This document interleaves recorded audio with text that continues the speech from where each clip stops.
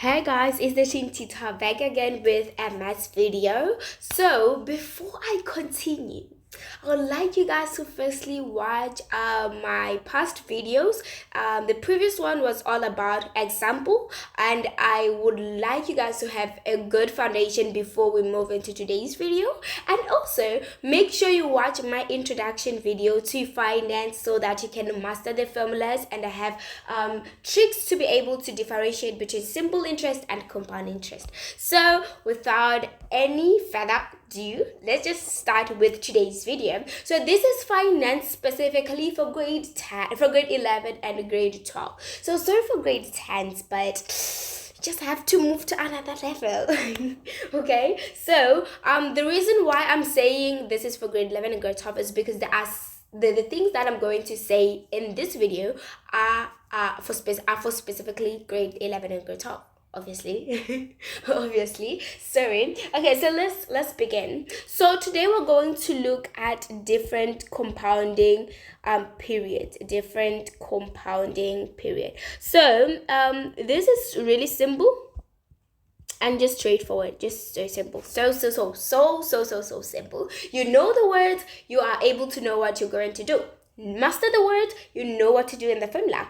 Simple as that. So the reason why I'm talking about different compounding periods is because I want you guys to be able to master the fact that when the examiner said compounded monthly, compounded annually, what do you actually do? Okay, so I'm going to write down the words which I know, and then after that I'm going to show you guys how you actually apply their meaning in the formula. Okay, so starting with annually, so the examiner can say compounded annually. So compounded annually, it means that you do not do anything to interest rate and n. So your I and your n and I and your n is, how can I put it,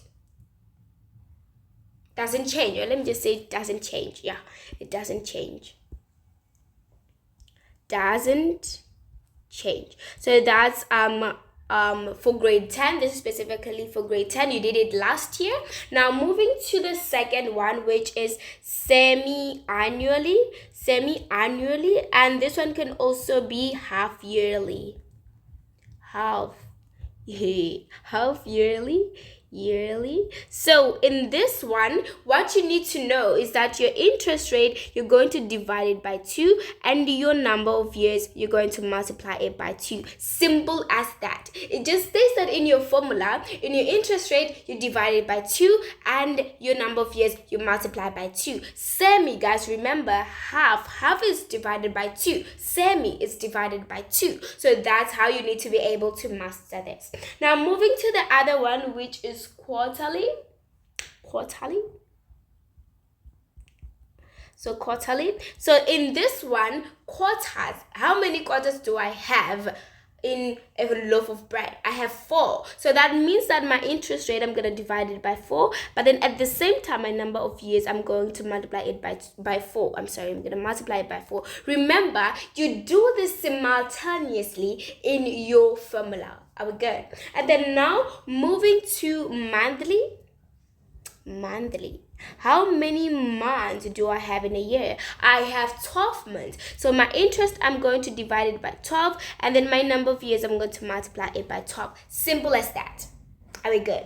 And then now moving to daily. So we have daily and weekly, in which they hardly come, but you need to know them because you never know. Like, you can't predict these examiners. You can't. So daily, how many days do I have in a year without counting leap year? That is 365 days. But then if the examiner increases in a leap year, remember, it's 366 days. So that means that my interest rate, I'm gonna divide it by 365 if the examiner did not include any leap year, and then I'm going to multiply my number of years by 365.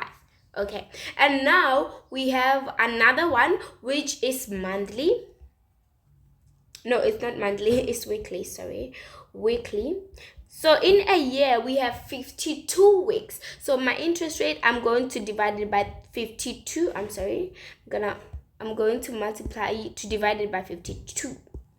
Because I have 52 weeks, I'm going to divide it by 52, and then my end, I'm going to multiply it by 52. So this is what you need to know, and please make sure you master this thing, because the examiner always brings us this type of words in the question. Okay, remember, annually it's like yearly. So how many years do we have in a year? I know it's a crazy question, but I want you guys to understand the reason why we're not multiplying or dividing here is because how many years do you have in a year? You have 1 year. So that means that anything multiplied by 1 is that thing. You see, so that's why I said your interest rate and your number of years, they do not change. I and N doesn't. Guys, the English, no, it's not doesn't. It's do not. However, guys, it can't be doesn't. It's do not. It's do not. They do not. They, yeah, it's do not. Do not change. So that's all that you need to know with different compounding periods. So in the next video, we're going to do an example specifically for scenarios which have different compounding periods. So I hope you guys have understood this, and if you haven't, just comment down below. For now, all that I can say is bye and peace.